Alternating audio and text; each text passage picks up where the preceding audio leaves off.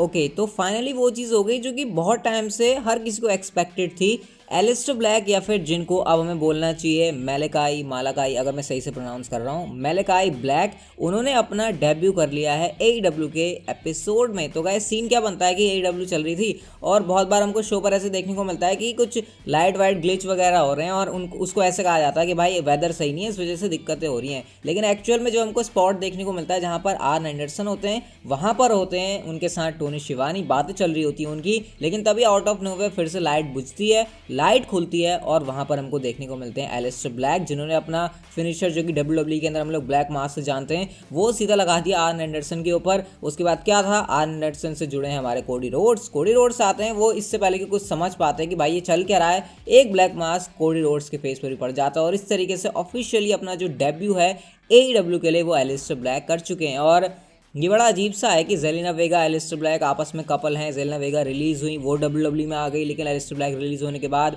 AEW में चले गए। तो काफ़ी सारे यहाँ पर बज़ क्रिएट हो रहा है इसके बारे में। लेकिन आप लोग एक चीज़ ज़रूर सोच रहे हो कि अगर आप थोड़ी सी अपना जो दिमाग है उसको बिल्कुल ऐसे घुसा के यहाँ पर सोच रहे हो कि भाई एलिस्टर ब्लैक को रिलीज़ हुए अभी 90 दिन तो हुए नहीं है, तो ऐसे कैसे हो गया कि 90 डेज़ का जो WWE का क्लॉज है कि बंदा बाहर कंपीट नहीं कर सकता, तो फिर एलिस्टर ब्लैक कैसे आ गए। अब एक तरीके से ना यहाँ पर WWE का पोपट हो गया, क्योंकि आपको पता है एलिस्टर ब्लैक NXT से आए थे और जिस टाइम पर उन्होंने WWE के साथ वो NXT वाला कॉन्ट्रैक्ट साइन किया था, यूजुअली WWE 30 डेज का क्लॉज रखती थी और अभी भी NXT के सुपरस्टार्स के साथ ऐसा रहता है, 90 डेज नहीं, उनको 30 डेज के लिए कहा जाता है कि भाई जब तुम रिलीज हो गए उसके बाद तुम 30 दिन तक कहीं पर भी कंपीट नहीं कर सकते। तो WWE ने जब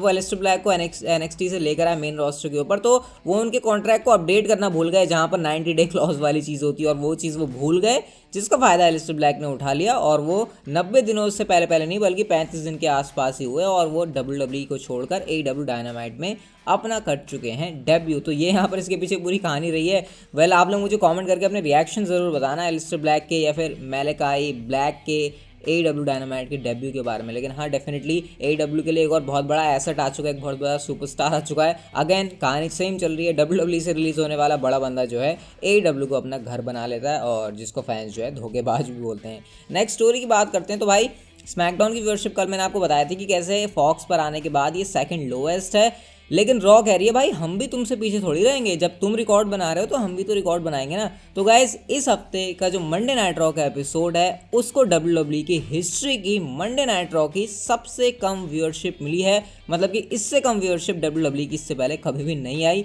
ये रिकॉर्ड हमेशा ही बन रहा है, हर एक साल के बाद 6 महीने के बाद ऐसा लगता है कि भाई अब WWE फिर से नया अपना लोएस्ट वाला रिकॉर्ड बनाएगी। तो लास्ट वीक की जो व्यूअरशिप थी वो थी 1.570 मिलियन व्यूअर्स, लेकिन इस हफ्ते ये 6% घट गई और रॉ को व्यूअरशिप मिली 1.472 मिलियन व्यूअर्स और 1.4 के डिजिट में इससे पहले कभी भी WWE की रॉ की व्यूअरशिप नहीं आई थी। तो भाई ये सीन चल रहा है मंडे नाइट रॉ का। अगेन रॉ की व्यूअरशिप तो ऐसी ही चलती है, हमको पता है। क्या इनके दिन बदलेंगे क्राउड के वापस आने के बाद, यही एक पॉइंट रह गया भाई अब देखने के लिए। लेकिन जब विंस मैकमैन रेटिंग्स को देखेंगे तो वो क्या सोच रहे होंगे इसके बारे में मैं ज़्यादा नहीं सोचना चाहता। नेक्स्ट स्टोरी की बात करते हैं तो ड्रू मैकिंटायर का आपको पता है स्पॉट कंफर्म है मनी इन द बैंक के लैडर मैच के लिए, और उन्होंने एक इंटरव्यू के अंदर बड़ी एक इंटरेस्टिंग स्टोरी शेयर करी। जब 2010 के मनी इन द बैंक के लैडर मैच में वो थे, वहाँ पर कोफी किंगस्टन भी उनके साथ थे और एक ऐसा स्पॉट था जो कि उन्होंने शेयर किया, मुझे लगा भाई आपको बताना ज़रूर चाहिए, आपको भी जानने में मज़ा आएगा। तो यहाँ पर ड्रू मैकिंटायर ने ये बताया कि जो कोफी का बूम ड्रॉप होता है वो उन्होंने टेबल के थ्रू मेरे ऊपर लगाया और उन्होंने ऐसा लगाया कि मैं नॉकआउट हो गया, मैं अनकॉन्शियस हो गया, मुझे पता ही नहीं चल रहा था कि अब मैं कहाँ पर हूँ। और उसके बाद जब मेरी एकदम से आँख खुली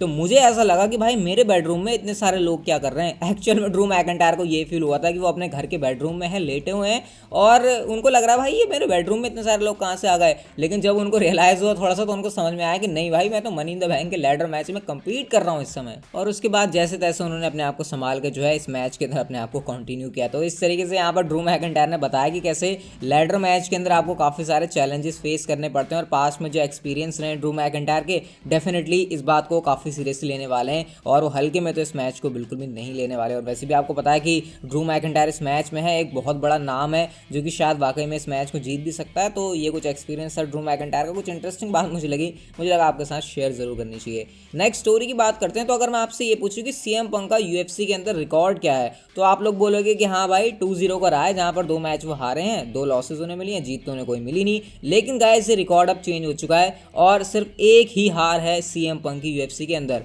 तो इसका मतलब क्या कि एक मैच जीते हैं सीएम पंक। वेल यहाँ पर जो स्टोरी है वो थोड़ी सी डिफरेंट है। UFC 225 के अंदर आपको पता है माइक जैक्सन के साथ जो है मैच हुआ था सीएम पंक का, फाइट हुई थी सीएम पंक की, और उसमें बुरी तरीके से सीएम पंक हार गए थे। लेकिन गाइस अब जो रिपोर्ट्स आई है वो ये बताती हैं कि ड्रग सब्सटेंस ऐसे लिए हुए थे माइक जॉनसन ने जो कि उनको क्वालिफाई नहीं करते उस फाइट के लिए, और जो वो मैच का रिजल्ट है अब वो माइक जैक्सन के फेवर में नहीं है, बल्कि अब UFC के रिकॉर्ड में CM Punk versus Mike Jackson, जो कि अभी तक माइक जैक्सन के फेवर में रहती थी कि वो उनको विन मिला है, लेकिन अब UFC ने इसको नो कॉन्टेस्ट कर दिया, क्योंकि मैरिजुआना आपको पता है एक ऐसा सब्सटेंस है जो कि अगर आप लेके कर रहे हो फाइट तो फिर भाई आप क्वालिफाई नहीं करते। तो इस तरीके से अब जो है रिजल्ट नो कॉन्टेस्ट में आ गया। तो थोड़ा सा जो सीएम पंक का रिकॉर्ड है वो बेटर जरूर हो गया कि 2 फाइट उन्होंने करी हैं, पहले तो दोनों में हार थी, लेकिन अब ऐसा हो गया कि 2 फाइट में, 1 फाइट में लॉस और 1 नो कॉन्टेस्ट। तो अभी तक इसके ऊपर सीएम पंक ने कुछ रिएक्ट तो नहीं किया है, वैसे ऐसा कुछ लग नहीं रहा उनका दोबारा से UFC में आने का प्लान है, लेकिन फिर भी एक अपडेट थी जो कि कुछ अलग ही हुआ भाई इतने टाइम के बाद, तो मुझे लगा आपके साथ शेयर जरूर कर देता हूँ।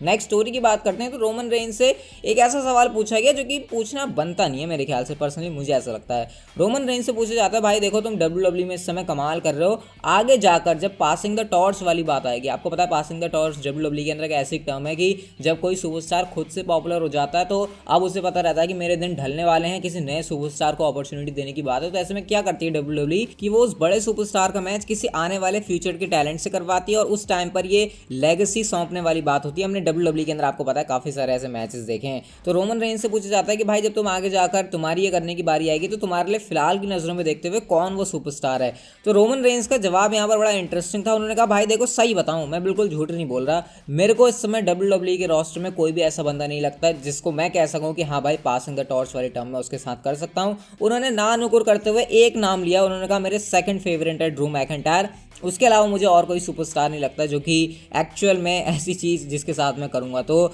अब मुझे नहीं पता रोमन रेंज ने ये चीज़ अपने कैरेक्टर में रहकर कही है या फिर कैसे कही है। पहले तो मेरे को इंटरव्यूअर का ये सवाल भी थोड़ा सा अजीब लगता है कि अभी से रोमन रेंज से वाला क्वेश्चन पूछने का कोई सेंस नहीं बनता है, लेकिन फिर भी रोमन रेंज का जवाब सिर्फ एक ही था कि भाई वैसे तो कोई नहीं, लेकिन हाँ फिर भी पूछ ही रहे हो तो मुझे ड्रू मैकिंटायर वो नाम लगते हैं। तो डेफिनेटली इससे ये तो पता लगता है कि रोमन रेंज ड्रू मैकिंटायर को काफ़ी ज़्यादा रेट करते हैं, क्योंकि अगर अपने कैरेक्टर में रहकर भी वो ड्रू मैकिंटायर की तारीफ कर रहे हैं तो इसका मतलब भाई ड्रू मैकिंटायर के अंदर कुछ ना कुछ बात तो ज़रूर है। वैसे रोमन रेंज ड्रू मैकिंटायर दोनों की एज ऑलमोस्ट ऐसा आसपास ही है, तो यहाँ पर पासिंग द टॉर्च वाली चीज़ क्या ही होगी ड्रू मैकिंटायर के साथ, क्योंकि जब रोमन रेंज के दिन खत्म होने वाले होंगे तब ड्रू मैकिंटायर के दिन भी खत्म होने वाले होंगे। तो ये कुछ यहाँ पर रोमन रेंज का कहना था। बाकी इसके ऊपर आपका क्या रिएक्शन है मुझे कमेंट सेक्शन में आप लोग जरूर बता सकते हो। हम लोग चलते हैं हमारे नेक्स्ट एंड फाइनल स्टोरी की तरफ, और ये बहुत ही ज़्यादा इंपॉर्टेंट और सीरियस है कि आने वाले टाइम में स्मैकडाउन में रोमन रेंज की story line, someone story line, family वाली स्टोरी लाइन का क्या हो सकता है। तो जिमी ऊसो के बारे में मैंने आपको बताया था कि कैसे वो अरेस्ट हो गए DUI के चलते, और ये पिछले 2019 के स्टार्टिंग से तीसरी बार ऐसा हो चुका है। तो गाइस इसके बारे में रिपोर्ट ये आई है कि लास्ट टाइम भी जब इस वाले रूल को उन्होंने ब्रेक किया था उनके ऊपर ये चार्जेस लगे थे। तो WWE के ऊपर ऐसे जो इंटरनल लोग हैं वो जिमी ऊसो के अगेंस्ट जो है कड़ा एक्शन लेने की बात कर रहे थे। इवन कुछ बातें ऐसी भी हो रही थी कि भाई ये बंदा हमारे काम का नहीं, हमारी ये इमेज घटाता है, ये खुद के लिए तो दिक्कतें खड़ी कर ही सकता है और साथ ही साथ दूसरे लोगों के लिए भी कर सकता है। तो भाई ऐसे बंदे का कंपनी में काम करना सही नहीं है। इवन वहाँ पर रिलीज होने तक की टॉक्स भी हो गई थी, लेकिन WWE ने उस टाइम पर ये बड़ा डिसीजन लेने का नहीं सोचा। उन्होंने कहा कि भाई जैसा चल रहा है अभी चलने दो। उन्होंने अपना स्टेटमेंट दे दिया था कि भाई जिमी ऊसो अपने कामों के लिए खुद जिम्मेदार हैं। लेकिन गाइस अब यहाँ पर थिंग्स हो सकता है डिफरेंट हो बहुत ज़्यादा जिमी ऊसो के लिए, और शायद इस बार WWE कोई हार्श डिसीजन लेती हुई दिखाई दे सकती है जिमी ऊसो के लिए। इवन वो रिलीज होने तक का भी हो सकता है, जो कि बहुत बड़ी चीज़ होगी अगर हो जाती है तो, क्योंकि आपको पता है जिमी ऊसो के कनेक्शन WWE में बहुत ज़्यादा तगड़े हैं, और उसके बावजूद अगर ऐसा डिसीजन WWE लेती है तो वाकई में ये एक बहुत बड़ा काम करने जैसा होगा। फिलहाल डेम मेल्टजर ने यहाँ पर यह कहा है कि WWE ने अभी तक इसके ऊपर अपना कोई डिसीजन नहीं किया है, लेकिन आने वाले कुछ दिन के अंदर WWE का इसके ऊपर क्या फाइनल वर्डिक्ट होगा वो हो जाएगा, और उसके बाद हमको पता चलेगा कि जिमी ऊसो का क्या होने वाला है इस दोबारा से DUI जो उन्होंने किया है, मतलब ये जो उन्होंने फिर से कांड कर दिया है। तो भाई देखो अब क्या होता है जिमी ऊसो के साथ। डेफिनेटली इस समय जिमी ऊसो के लिए दिन बिल्कुल भी अच्छे नहीं चल रहे। वेल उनकी भी यहाँ पर गलती है, या उनकी ही गलती है जिस तरीके से उनके साथ चीज़ें हो रही हैं, लेकिन फिर भी एज अ WWE फैन हम लोग चाहेंगे तो नहीं कि जिमी ऊसो के साथ कुछ भी गलत हो। उन्होंने गलत किया ज़रूर है, लेकिन फिर भी एक सॉफ्ट साइड रहती है भाई अपनी, तो हम ऐसा देखना तो नहीं चाहेंगे। लेट्स सी अब आगे क्या होता है जिमी ऊसो के साथ, लेकिन कुछ होगा तो मैं आपको आपके साथ चैनल पर जरूर शेयर कर दूंगा। बाकी फिलहाल के लिए हमारी जो वीडियो थी वो यहीं तक की थी। अगर आपको अच्छी लगी तो लाइक कर दो, चैनल को सब्सक्राइब करके नोटिफिकेशन बेल को ऑन कर दो, and see you guys in my next video.